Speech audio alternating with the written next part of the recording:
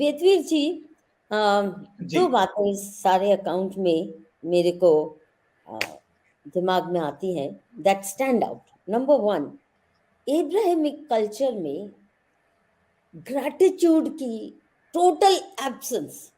आप लेते हो, चलिए लीजिए। आपको कोई चीज़ बहुत अच्छी लगी क्योंकि आपके पास कुछ था ही नहीं, ना अच्छा खान पान। अगर आप ब्रिटेन का ही देखो तो 50 साल पहले तक अगर कोई ब्रिटेन जाता है, 30-40 साल पहले तक ब्रिटिश फूड में क्या है? Fried fish and chips. जी। मतलब आपको केवल यही में ना सब्जी आती थी इनको खानी, ना बनानी, उबला हुआ मीट और आलू, जी। और वो भी बेस्वाद किस्म से। चलिए, आपको नहीं मिला, विरासत नहीं मिली, ज्ञान परंपरा की कमी थी आपके यहाँ। जी। चलिए, आपने ली, कम से कम आभार तो प्रकट कीजिए। आज के दिन, हालांकि चाइना हमारा दुश्मन देश है, but the ji. Chinese never disown all that they gained from India, all the ji. knowledge they are acutely aware of it, and they don't ji. disown it. जी। हमारे दलाई लामा साहब भी, अगर आप देखें टिबेटन कल्चर, कहीं भी वो हिंदू धर्म को, हिंदू सिविलाइजेशन को ट्रिब्यूट दिए बगैर बुद्धिज्म की बात करते ही नहीं है। एक जी। ग्रैटिट्यूड है। इन बेशर्मों को ग्रैटिट्यूड तो दूर, फिर गाली देते हैं हमें। मतलब जी। सच में झेलना मुश्किल हो गया है। और इनकी बातें सुन के उल्टी आती। अब तो जी। आई थिंक इंटॉलरेंस वाकई बढ़ रही है। अगर मैं ये कह रही हूँ, मैं तो बहुत सहनशीलता में विश्वास करने वाला गांधीवादी किस्म की थी, और अब तो उल्टी जी। आती इनकी नॉनसेंस बकवास and lack of gratitude. I think that truly is what stands out in the जी। Abrahamic cultures. They will rob you, they will cheat you, they will take from you, and then they will abuse you, and they will try to decimate you. They want to जी। decimate you. That's one. Secondly, the notion of celebration, they will vulgarize it and make it truly crude, abhadra. जैसा मैंने शुरू में ही कहा, Christmas है, birthday है, कोई भी दिन है, शादी है, ब्याह है, मरण दिन भी है, तो क्या इनको एक ही काम करना आता है? वो है फीस्ट, खाओ पियो, gorge yourself with all जी। kinds of mostly unhealthy foods, get drunk and dance in the most अभद्र फैशन। ये जो हमारे बिल्कुल। बॉलीवुड के लटके झटके, इन्हीं से तो सीखे हैं लोगों ने, जो हाँ, उज्जट बिल्कुल। किस्म के। तो आपके पास कुछ है नहीं, कम से कम शुक्र मनाइए। Be grateful that people have given you bountifully what you lacked. you know how to cook your healthy meals, क्या खाना चाहिए क्या नहीं, उपचार, योग, क्या क्या नहीं, साइंस। अभी इनका नासा भी हमारे वेदों को पढ़ रहा है टू अंडरस्टैंड द जी। Origins of the universe. इनको पढ़ना पड़ रहा है। संस्कृत को यही गालियां दिलवाएंगे अपने प्रोफेसर से यूनिवर्सिटीज में बैठ के, और खुद पढ़ रहे हैं, सीख रहे हैं, और उससे लूट रहे हैं जो भी ज्ञान, without a sense of gratitude. What makes Abrahamic so ungrateful, wretched, nasty creatures? Nasty is the word, because you take and you ji. Ji. don't even acknowledge it. और वैसे इस कल्चर में थैंक यू सॉरी भरा पड़ा है। कभी इन्होंने thank you जी। किया नहीं। क्या, क्या ये कहाँ से आती है ये मानसिकता, प्रेडेटरी मानसिकता? जी।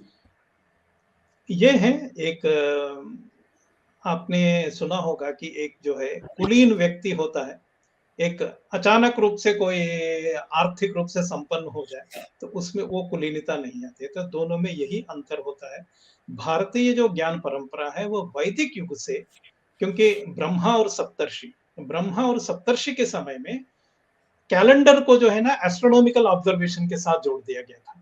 क्योंकि कब नववर्ष प्रारंभ होता है, उसका या तो इक्विनॉक्स जिसे विषुवत कहते हैं, या आप अगर अयन से स्टार्ट कर दो, वहीं से हो सकता है। और महीना जो है चंद्रमा की गति से होता है। तो आप जो है कहीं दीवार पे एक कागज पर तिथियां लिख करके टांगने से आपका कैलेंडर नहीं है। आप रोज आसमान पे देखिए, आपका कैलेंडर बताता है कि आज पूर्णिमा है, अमावस्या है, उसके बाद कितने। आप कैलेंडर को विजुअली देख सकते हैं और कब बहुत इंटरकैलेशन करना वो भी आप कर सकते हैं। ये आपने तो इतनी ये जो सुंदर बात बहुत कही। ही विशुद्ध ज्ञान परंपरा भारत में चली है, इसलिए भारतीय इतने बहुदेवता जो वाद है, वो एक तरह के बहुदेवता नहीं है, वो हमारे जो ऐतिहासिक रूप से महापुरुष रहे हैं, वही उन्हीं में हम देवता देखते हैं। क्योंकि हमें कहा गया मातृदेवो भव, पितृदेवो भव, आचार्य देवो भव। महान व्यक्तियों में देवता का दर्शन, क्योंकि भगवान का दर्शन नहीं होते हैं, तो जो महान व्यक्ति जो काम करते हैं, जो वैल्यूज फॉलो करते हैं, उन्हीं में ही भगवान का दर्शन कीजिए। लेकिन इन सब के होते हुए भी उपनिषदों में मोनोथीज्म है, एकेश्वरवाद ही है, एक तत्व ही है, वह आत्मा और परमात्मा तत्व ही है। लेकिन हमारा जो एकेश्वरवाद है, ये एकत्व अनुपश्यतः, एक जो आता है कि सारे में एकत्व को देखना, ये जो है एक पॉजिटिव रिलीजियन है जो वैल्यूज को और ज्ञान परंपरा को आगे रखता है। लेकिन एक प्रॉब्लम ये होता है कि आप नेगेटिवली स्टार्ट करते हैं। आप जो है जो पॉलिथिज्म है उसको हेट्रेड की वजह से मोनोथिज्म है, तो आपकी समस्या मोनोथिज्म नहीं है, आपकी समस्या पॉलिथिज्म है। जब तक उसे समाप्त नहीं करोगे, आपका मोनोथिज्म स्थापित नहीं हो सकता। इसलिए जो है ये घृणा पर आधारित जो फिलॉसफी है, आपके लिए पहला कर्तव्य यह हो जाता है कि आपको पॉलिथिज्म को घृणा करना है। तो इसकी वजह से जो आप जो ग्रेटिट्यूड, वो जो ह्यूमन वैल्यूज क्यों नहीं आ रहे, उसका कारण वहां से है। क्योंकि आप सबसे पहले दूसरे धर्म के प्रति घृणा करते हो। आपका धर्म क्या है उससे कुछ लेना देना नहीं आपको। अगर आप वैल्यूज को ह्यूमैनिटी पर और मानव के जो समाज के जो मूल्य है उन पर आधारित हो, तो धर्म चाहे कैसे भी हो, उन सबके वैल्यूज तो एक ही तरह के होंगे, चाहे बहुत थोड़ा बहुत अलग हो सकता है। तो यूनिवर्सल जो वैल्यूज है उन पर आधारित अगर धर्म होता तो ये होता। तो ये सबसे पहले ये है। और दूसरी बात आपको मैं बताता हूं, Greek civilization, Persian civilization, Indian, ये मोस्ट एंशिएंट सिविलाइजेशन। और पर्शिया, भारत से ही उनके यहाँ माइग्रेशन के बाद पर्शिया हुआ। और जो अवेस्ता है वो वस्तुतः भारत से, जब देव और असुरों के बीच में संघर्ष था, वो दोनों कजन्स थे, तब असुरवेद जो है, असुरवेद के साथ असुर माइग्रेट कर गए थे पर्शिया। फिर वहां उसको जरथुष्ट्र ने दोबारा उसको अवेस्ता के रूप में संकलित किया, इसलिए अवेस्ता ऋग्वेद में बहुत समानता है। और पर्शिया जो ग्रीक्स हैं वो भी ये एक तरीके से इस ट्रेडिशंस को वो फॉलो करते हैं। तो यही कारण है कि ग्रीक सिविलाइजेशन में भी ज्ञान परंपरा थी और इसमें भी। ऐसा क्या अचानक हुआ, यूरोप डार्क एजेस में क्यों चला गया? वो क्रिश्चियनिटी की वजह से, ये नहीं बताया जाता किसी को। अगर एक ज्ञान परंपरा थी, ग्रीक जो है एक ज्ञान परंपरा से विकसित हो रही थी, जो हेलेनिस्टिक साइंसेस जो इवॉल्व हो रहे थे, वो पूरी तरह स्टैग्नेट क्यों हो गए? क्योंकि क्रिश्चियनिटी उभर रही थी, क्रिश्चियनिटी ने पूरे यूरोप पर किया था। यही कारण है 16-17 सेंचुरी में न्यूटन और लाइटफुट जैसे साइंटिस्ट जो है इस पर रिसर्च कर रहे थे कि क्रिएशन 4000 साल पहले कैसे गॉड ने क्रिएट किया, किस टाइम पे किया। फिर लाइटफुट ने फाइनली सुबह 9 बजे किया। तो ये थियरी हो रही थी, साइंटिस्ट जो है सुबह 9 बजे जो है सृष्टि का क्रिएशन 4000 बीसी के आसपास, ये सृष्टि के क्रिएशन पर रिसर्च कर रहे थे। और उसी के आधार पर समस्या ये थी, जितने भी यूरोपियन एकेडमिशियंस हैं उनकी समस्या थी कि उनको क्रिश्चियनिटी के विरुद्ध किसी साइंस का आविष्कार नहीं करना था, अगर किया तो मारे जाओगे। ना आप नॉन क्रिश्चियन सोर्सेस को क्रेडिट दे सकते हैं। इसलिए भारत से जब कैलकुलस जो इन्होंने चुराया, जो केरल में जो जेस्यूट मिशनरीज आए थे, वो भारतीय गणित को, और भारतीय गणित अरब के थ्रू यूरोप गया।